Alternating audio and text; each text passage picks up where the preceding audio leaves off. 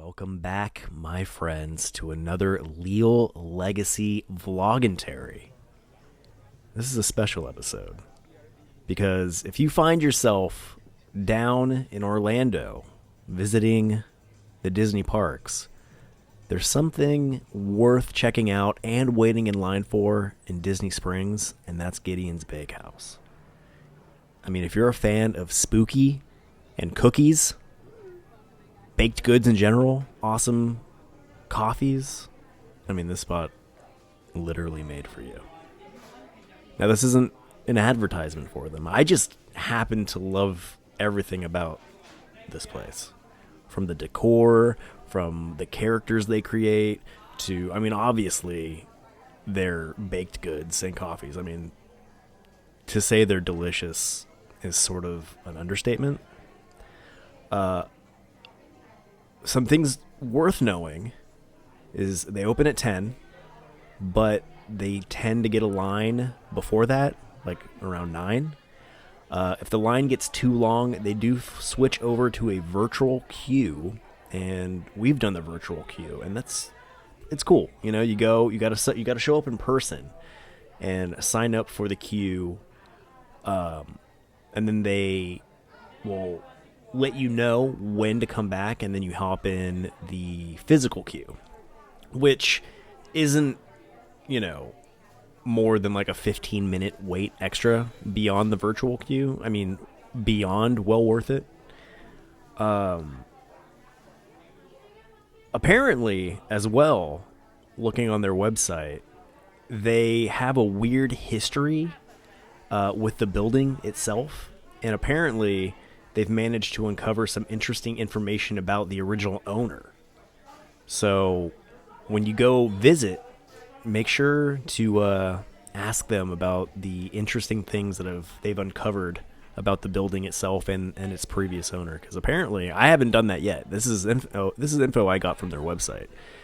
But the next time I'm there, I'm going to ask. So we went in October, so they had limited edition Halloween flavors. Those two right there on the end with the M&Ms. Frankenstein is the darker one. Bride of Frankenstein is the lighter one. We've also had their pistachio something cookie. I don't know. Oh, there it is. Pistachio chocolate chip. We've had the coffee cake. We got the coffee cake on this trip. And I believe they have like a cookies and cream, a peanut buttery one. I don't know. I can't really remember off the top of my head. Go visit their website if you want the full menu, because I don't want to, this isn't necessarily a retrospective breakdown. It's more of a, hey, this was my experience. And I really think, if you find yourself feeling similar or sharing similar interests as I do, then trust me, this is as important of a destination when you're in Disney World as the parks are, So October was when we were there, and this year, aside from those two limited edition cookies, the Frankenstein, dark chocolate, double stuffed Oreos, and M&Ms, and then the one we got was the Bride of Frankenstein, was white chocolate, golden Oreos, and M&Ms, and that was just beyond heavenly. They got nitro cold brews on tap. Yeah, see, there's the cookies and cream one. There's the triple chocolate, and then we also had, I don't know if we actually ever got the original chocolate chip. We may have. I'm not sure. But anyway, back to the nitro cold brews that they got on tap. When we went, we got the pumpkin chai cold brew, and I believe we may have. That one was a limited time. So maybe it's seasonal. Maybe it was a one-time hit. I don't know. It's probably seasonal. If it's seasonal, definitely give it a try, because I loved it. And then I think maybe we also had the cookies and cream on this trip because we wanted to try something new. And the cookies and cream was like the latest addition to their menu at the time. But on a previous visit, we got their peanut butter nitro cold brew, and let me tell you, hey, look at that, like the smoky little steam coming up in front of the register. Come on, mwah. The ambiance here is second to none. And look at anyhow, what I was saying is the peanut butter cold brew, dude. There just aren't words to describe how phenomenal that is. I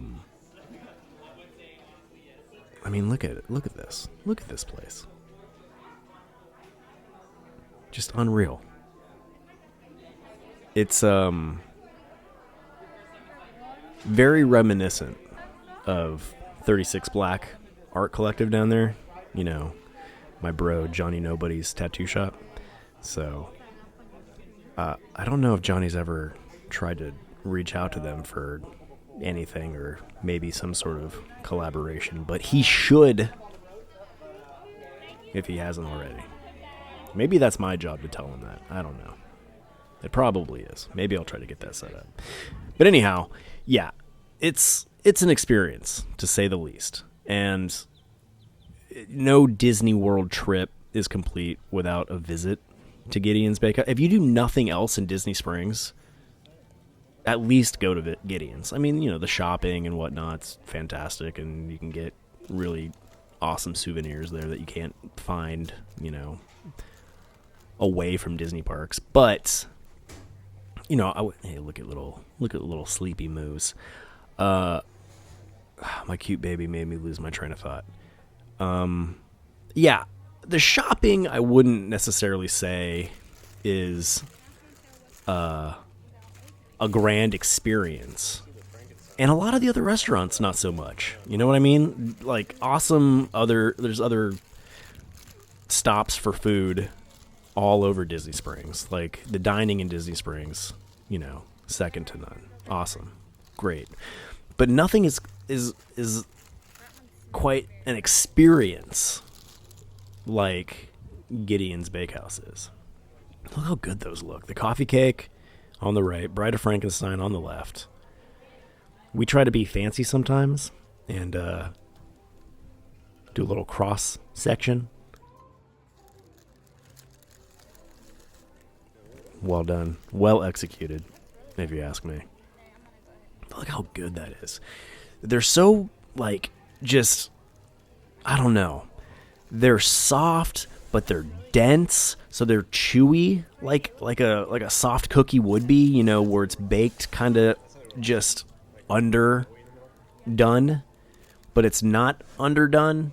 It's really, you get that doughy vibe, but it's as fulfilling as, I don't even know. There's just, words are too difficult to find to describe how phenomenal those cookies are.